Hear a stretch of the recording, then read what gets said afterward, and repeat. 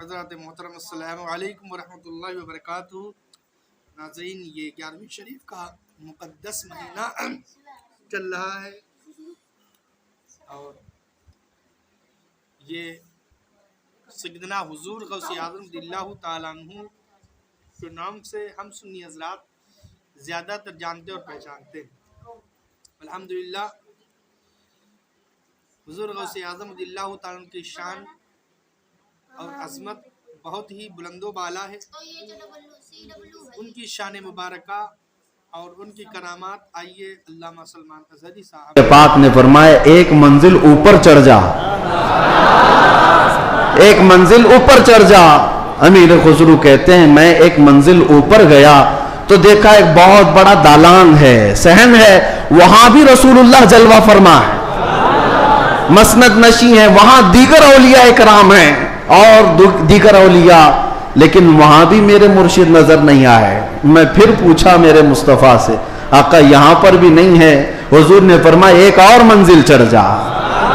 خسرو کہتے ہیں میں تیسری منزل پر آیا، وہاں بھی حضور بیٹھے تھے لیکن اولیاء کی محفل میں میرے پیر نظر نہیں آئے۔ پھر پوچھا، حضور نے ایک اور منزل چڑھائی، یہاں تک کہ 7 منزلیں چڑھ لی۔ امیر خسرو کہتے ہیں اب اوپر جیسے جیسے جاتا تھا مجمع کم ہوتا جاتا تھا، تھوڑے تھوڑے سے رہ جاتے تھے۔ 6ٹھی منزل پر آیا، جب بھی میں اپنے مرشد کو نہیں پایا، پریشان ہو کر پوچھا تو کہا ایک اور منزل چڑھ جا۔ اوپر گیا تو وہاں مصطفیٰ کریم صلی اللہ علیہ وسلم مسند نشین ہیں، مسند نشین ہیں، بس 3 لوگ بیٹھے ہوئے ہیں، دائیں ایک بزرگ ہیں، بائیں ایک بزرگ ہیں اور بالکل سامنے محبوب الہی بیٹھے ہوئے ہیں۔ امیر خسرو کہتے جیسے ہی مجھے اپنے پیر کا چہرہ نظر آیا میں نے آنکھیں کھول دی، رقص کنا ہو گئے۔ جو فنا فی شیخ تھے پھر انہوں نے کلام لکھا، شب جائے کہ من بودم، وہ رات کیسی تھی جس میں میں تھا اور خود رسول اللہ مجلس کے امیر تھے، مجلس کے شمع میرے مصطفیٰ تھے۔ گنگناتے ہوئے اپنے مرشد کے پاس آئے۔ اب جو بات مجھے کہنا تھا جس کے لیے میں نے یہ واقعہ چھیڑا، سنیے آپ، میں نے یہ واقعہ محبوب الہی کا کیوں بتایا۔ آئے محبوب الہی کے پاس، خوش تھے، وجد کنا تھے۔ محبوب الہی نے پوچھا خسرو دیکھ آئے اپنے مرشد کو؟ کہا ہاں میرا مقصد میری مراد پوری ہو گئی۔ اس کے بعد محبوب الہی نے کہا کیا کسی اور کو وہاں نہیں دیکھا؟ امیر خسرو نے کہا میری توجہ ہی نہیں گئی، میں نے مرشد کو دیکھا تو پھر خیال نہ رہا۔ محبوب الہی سے پوچھنے لگے حضور اس منزل میں جو رسول اللہ کے دائیں اور بائیں تھے وہ کون تھے؟ تب محبوب الہی نظام الدین اولیاء نے کہا ان کے بائیں جانب خواجہ غریب نواز تھے اور بائیں جانب پیران پیر غوث اعظم بغدادی موجود تھے۔ سیدنا شیخ عبد القادر جیلانی کا وہ مقام ہے کہاں؟ رسول اللہ کے دربار میں، جہاں اولیاء اکرام کی منزلیں ختم ہوتی ہیں وہاں غوثیت میں آپ کا مقام ہے۔ میرے آقا صلی اللہ علیہ وسلم کے دربار کا قرب ہی انہیں غوثیت کے مقام پر لے گیا ہے۔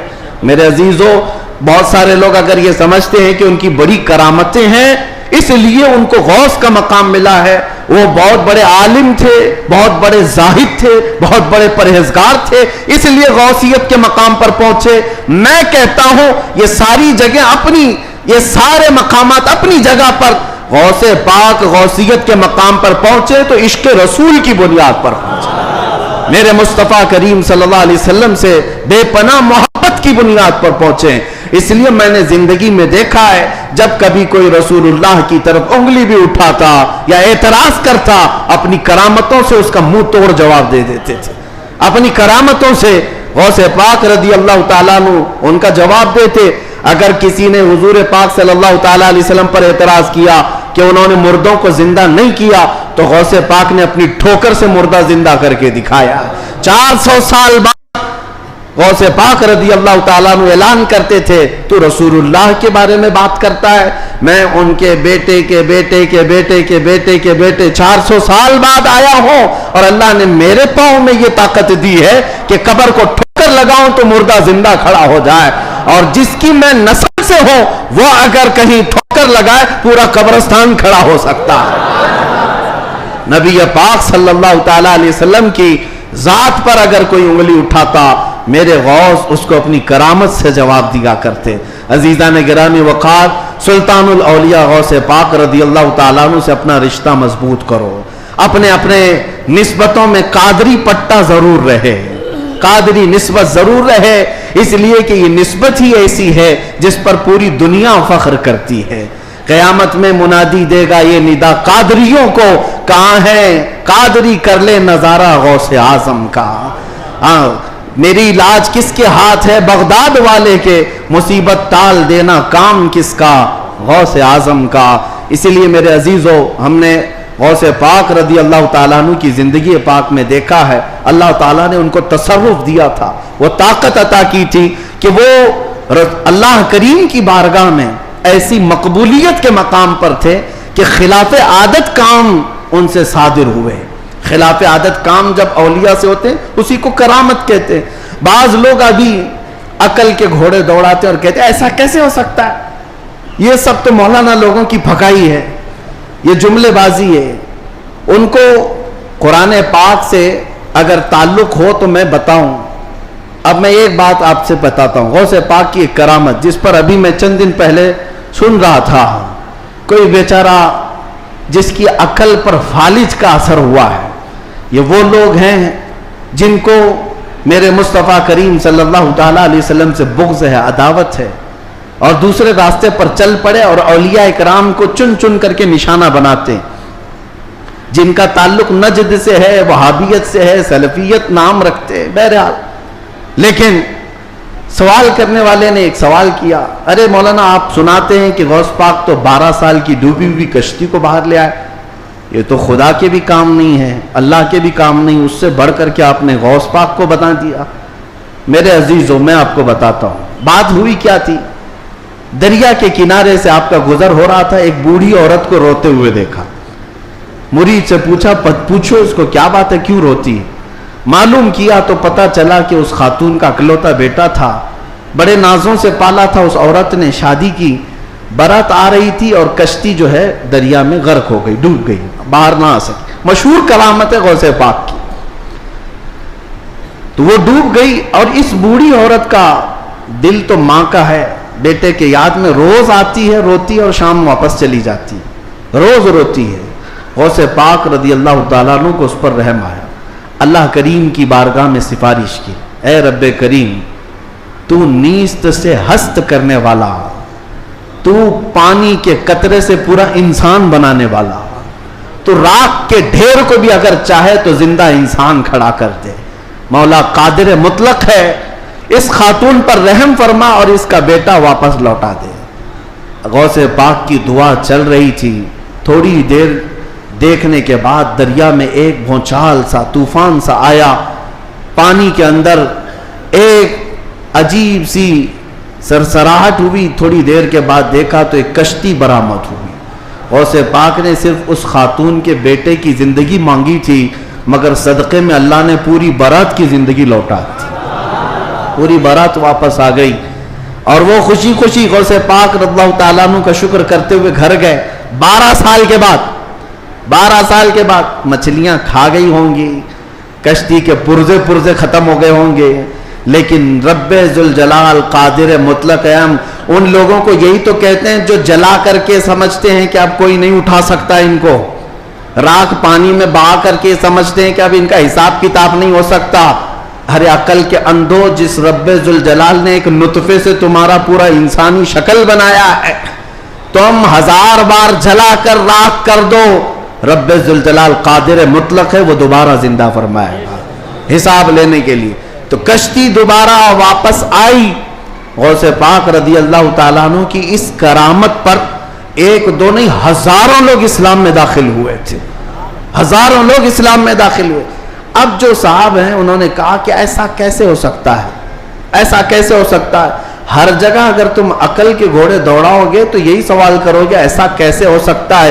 اگر تمہاری عقل میں بات نہیں آتی تو سمجھ لو اسی کو کرامت کہتے ہیں، اسی کو کرامت کہتے ہیں. تم اور ہم بھی کر سکتے تھے تو پھر غوث کی کرامت کا مطلب ہی کیا ہے؟ تم بھی غوث ہوتے، ہم بھی غوث ہوتے. کرامت ہے جو عقل میں نہیں آئے گی. اور قرآن سے اگر دلیل مانگتے ہو، سنو، سلیمان علیہ السلام نے اپنے دربار میں ایک بار اعلان کیا تھا، کون ہے جو سبا بلقیس کا تخت یہاں پر لے آئے گا؟ سلیمان علیہ السلام فلسطین میں بیٹھے ہوئے ہیں اور سبا بلقیس کا تخت یمن میں ہے. یمن اور فلسطین میں 1000 کلومیٹر سے زیادہ کا فاصلہ ہے. ایک جن کھڑا ہوا، کہا اللہ کے نبی میں لے آتا ہوں. پوچھا کتنی دیر میں؟ کہا میں آپ کی مجلس ختم ہونے سے پہلے وہ لے کر آ جاؤں گا. جنات کی طاقت پر یقین رکھنے والے، جنات کو حاصل کرنے کے لیے عملیات کرنے والے، سنو قرآن کیا کہتا ہے. سلیمان علیہ السلام نے کہا بہت دیر ہو جائے گی، مجلس ختم ہونے تک تم لاؤ گے؟ مجلس ختم ہونے تک. پھر اللہ کے ایک ولی جو سلیمان علیہ السلام کے امتی تھے، آصف بن برخیہ، کھڑے ہوتے ہیں، کہتے ہیں اے اللہ کے نبی میں لے آؤں گا. پوچھا کتنی دیر میں؟ کہا آپ کی پلک جھپکنے سے پہلے لاؤں گا. آپ کی، یہ قرآن کے الفاظ ہیں، قرآن کے. قال الذي عنده علم من الكتاب انا آتيك به قبل ان يرتد اليك طرفك. اس سے پہلے کہ آپ کی آنکھ کی پلک جھپکے اے اللہ کے نبی میں وہ تخت لے آؤں گا. تخت کوئی 4 فٹ کا 5 فٹ کا نہیں، 80 گز لمبا ہے اور اتنا ہی چوڑا ہے، اتنا ہی وزنی ہے اور 7 دروازوں کے اندر بند کر کے رکھا ہوا ہے. سونے چاندی جواہرات سے جڑا ہوا تخت ہے. اور ایک انسان کہتا ہے، انسان، جنات کی بات نہیں کر رہا، جنات کی بات آئے گی تو آپ سمجھیں گے ان کو بڑی طاقت ہوتی ہے. انسان کی بات کر رہا ہوں. انسان نے کہا سلیمان علیہ السلام کے امتی میں پلک جھپکنے سے پہلے لاؤں گا. یہ صرف اور صرف بات نہیں تھی، حضرت سلیمان علیہ السلام ابھی پلک کر ادھر دیکھ رہے تھے، وہ تخت حاضر کر چکے تھے، تخت حاضر کر چکے تھے.